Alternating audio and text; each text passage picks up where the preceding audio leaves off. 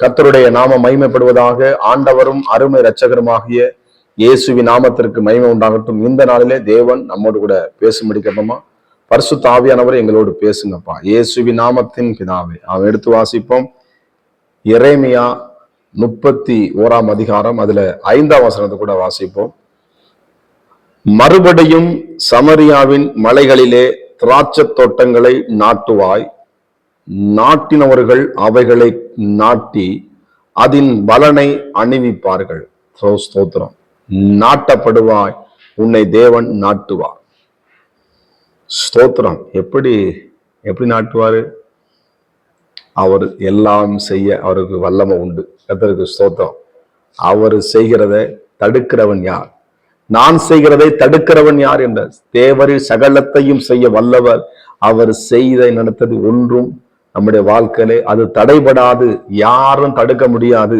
கர்த்தருக்கு மகிமை உண்டாவதாக. நீ படுத்திருக்கிற பூமியை உனக்கு தருவென்று ஆபிரகாமுக்கு சொன்ன தேவனாகிய கர்த்தர், எனக்கு அருமையான தேவனுடைய பிள்ளைகளே, இடத்துல நாட்டவுடன் உன்னை கர்த்தர் நாட்டுவார், அந்த இடத்துல நிலைநாட்டுவார், உன்னை வாழ வைப்பார், வழி நடத்துவார், பாதுகாப்பார், பராமரிப்பார், ஆளுகை செய்வார், நடத்துவார், போஷிப்பார், காப்பாற்றுகிற தேவன். பலனை அனுபவிப்பார். நீ பிரயாசப்பட்டு அடுத்தவங்கள நீ பிரயாசப்படுற நீ உன் கையின் பிரயாசத்தை அடுத்த நீ சாப்பிடுவாய், உனக்கு பாக்கியமும் நன்மை உண்டு. உன் பலனை கர்த்தர் உனக்கு தருவாராக. கர்த்தருக்கு ஸ்தோத்திரம்.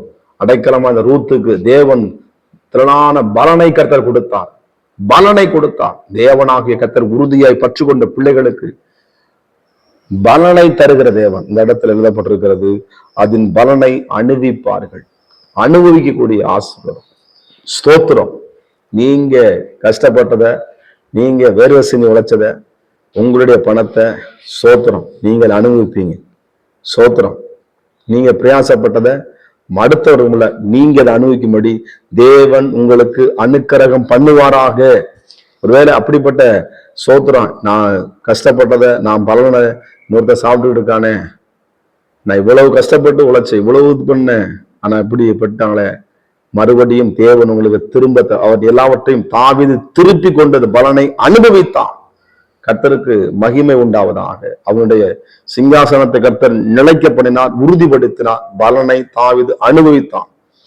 தேவன் பலன் கொடுக்க அவன் கிரியில் பலன் என்னோடு கூட வருகிறது என்று சொன்ன கர்த்தர் அவர் பலன் தருகிற தேவன்.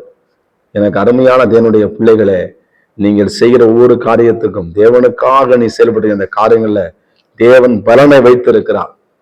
நிச்சயமாக நீங்கள் ஆஸ்வதிக்கப்படுவீங்க, நிச்சயமாக நீங்க நாட்டப்படுவீங்க. யாக்கோபின் தேவன், ஈசாக்கின் தேவன், ஆபிரகாம் தேவன் நம்முடைய தேவனாகிறார். உங்கள் பலனை நீங்கள் புசிப்பீர்கள். அதுல எந்த விதமான சந்தேகம், அந்த பலனை யாரும் எடுக்க விட மாட்டார் ஆண்டவர். உங்களுக்கு தேவன் நிச்சயமாக தருகிற தேவனாய் நீங்க உண்மையா இருக்கும் பொழுது அந்த ஆசீர்வாதத்தை நீங்கள் பெற்றுக்கொள்வதில் எந்த விதமான சந்தேகம் இல்லை. சோமனுமா பரிசுத்தம கிருபை நடந்த நல்ல தகப்பனை உங்களுடைய பிள்ளைகளுடைய வாழ்க்கையில அந்த பலனை அனுபவிக்க முடியாது தடைக்க கொண்டு வருகிற தடையை மாற்றி இந்த பிள்ளைகளின் பலனை ஆசீர்வாதத்தை அனுபவிக்க உதவி செய்கிறான். அற்புதம் நடக்கட்டும்.